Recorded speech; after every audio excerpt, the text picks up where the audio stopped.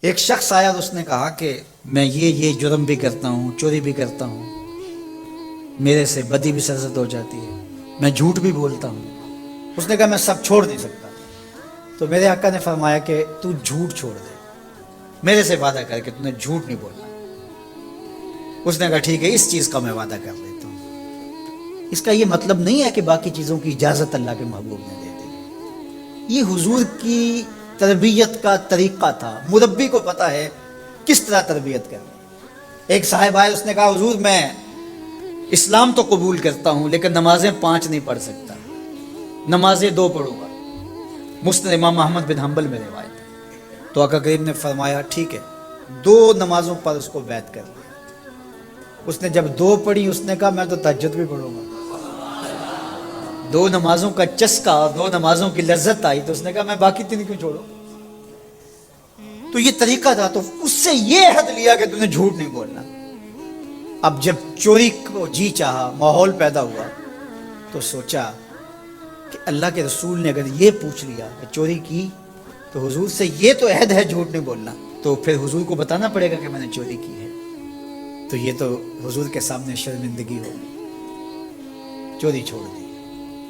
پھر کہا کہ جب بدی کو جی چاہا، طبیعت میں غلبہ ہوا گناہ کا، تو پھر سوچا کہ اگر رسول اللہ نے پوچھ لیا تو جھوٹ تو بولنا نہیں، تو پھر حضور کے سامنے شرمندگی ہوگی، کیا بتاؤں گا حضور کو۔ برائی بھی چھوڑ دی۔ شرمندگی کسی کے سامنے نہ ہو، یہ حیا ہے۔ جب حیا کسی کا پیدا ہو جاتا ہے تو پھر اعمال میں اعتدال پیدا ہو جاتا ہے، اعمال میں خوبصورتی پیدا ہو جاتی ہے، اچھے اور صالح اخلاق نصیب ہو جاتے ہیں۔ اس لیے ہمارا دین ہمیں حیا کی تعلیم دیتا ہے، بڑوں کا حیا اس کی تعلیم دیتا ہے۔ حضرت عبداللہ بن عمر رضی اللہ تعالیٰ عنہ فرماتے ہیں کہ مجمع صحابہ تھا، حضور تشریف فرما تھے۔ آقا کریم نے فرمایا کوئی ایسا درخت بھی ہے جو مسلمان جیسا ہو؟ تو کہتے ہیں میرے ذہن میں کھجور آئی، میرے ذہن میں کھجور کا درخت آیا کہ وہ خزاں میں بھی نہیں مرجھاتا، پھل بھی دیتا ہے۔ لیکن میں نے دیکھا کہ حضرت ابو بکر خاموش بیٹھے ہیں، حضرت عمر خاموش بیٹھے ہیں، انہوں نے کوئی جواب نہیں دیا، ان کا حیا کرتے ہوئے میں نے بھی جواب دیا۔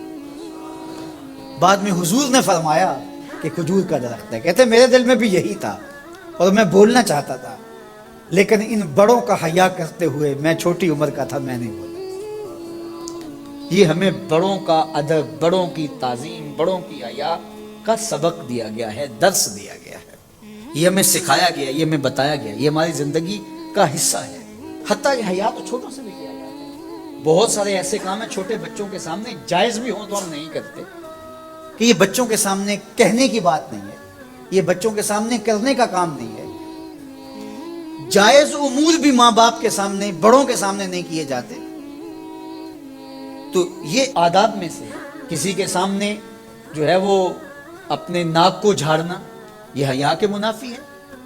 کسی کے سامنے زور زور سے کھانسنا، اگر اس طرح کی ضرورت ہو تو آپ باہر اٹھ کے چلے جائیں یا اس آواز کو دبانے کی کوشش میں لگے رہیں۔ اس طرح خروج ری ہے، بندہ مجبور ہو جائے تو الگ بات ہے، ورنہ حیا کا تقاضا یہ ہے کہ مجلس کے اندر موجودگی میں اس سے گریز کیا جائے۔